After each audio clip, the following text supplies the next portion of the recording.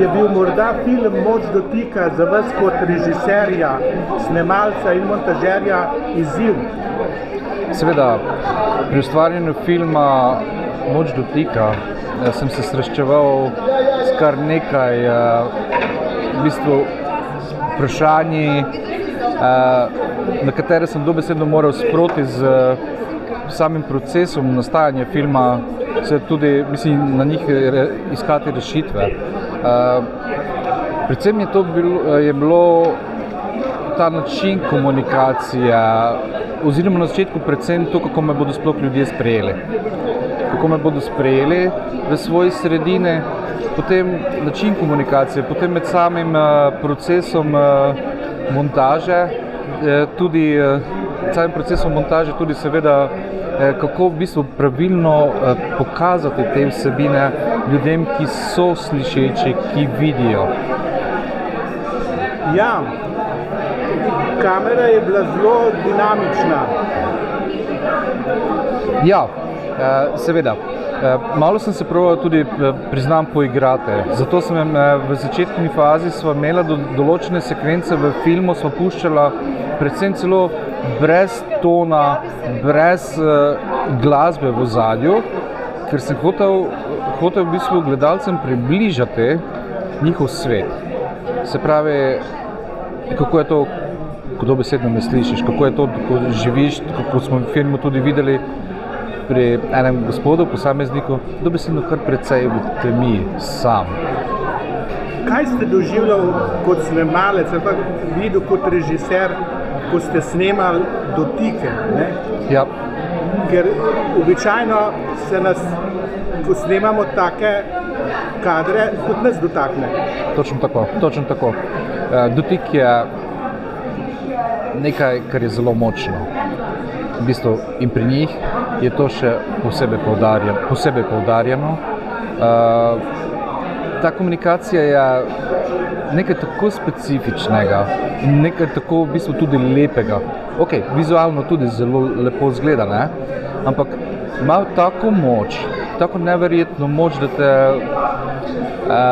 kar srkate not, v bistvu ta način njihove komunikacije, vse to, ta svet okrog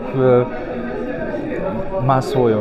Ja, meni so nekajkrat kar stopile solze v oči, ko sem gledal določene kadre, in zato sem tudi sklepal, da ste kaj podobnega tudi vi skupaj s Simono, ko sta to snemala, doživljala. Seveda, tudi še v bistvu v času montaže, ne? Ko že enkrat ne vem kolikokrat greš skozi določene stvari, skozi določene kadre in se zopet prideš do teh momentov, ko te kar ali zmrzi, ali te pa naredi, ti da tisto pozitivno energijo, ker teh ljudi je ogromno pozitivne energije, ogromno ene res lepe moči in volje do življenja.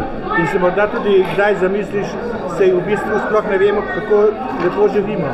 Točno tako. V bistvu nisem vedel, kako povedati to zdaj na koncu, ampak naši problemi so v bistvu taki.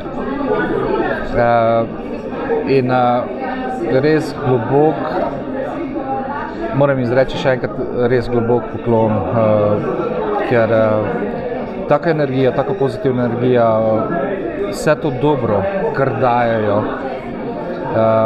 je neverjetno, ampak je pa tudi res, da ljudje, ki skrbijo za njih, vsi ti ljudje, ki delajo na združenju, to je tak en pozitiven, topel odnos do teh uporabnikov, bom rekel, v bistvu, kaj prav neverjetno. A lahko še nekaj besed poveste, kako je nastajal scenarij? Imam občutek, da je bilo zelo zanimiv. Ja, v bistvu je zdaj že skoraj anekdota. Jaz sem Simoni v bistvu predlagal, končala sva eno od zvočnih knjig in sem v bistvu predlagal, čuj, kaj pa če ti jaz naredim en promofilm? Veš, en promofilm, en 5-minutni promofilm narediva, v bistvu, ki ga boš lahko uporabila, ne vem, na spletu, vse posod. In potem je v bistvu ta gmota začela rasti, ne? In na koncu sva v bistvu prišla do tega, da dajmo narediti kar dokumentarni film. V bistvu, seveda je to potegnilo za sabo kar nekaj snemanj, v bistvu je ta format nekega malega, kratkega promo filma je bilo potrebno nekako spremeniti v dokumentarni film.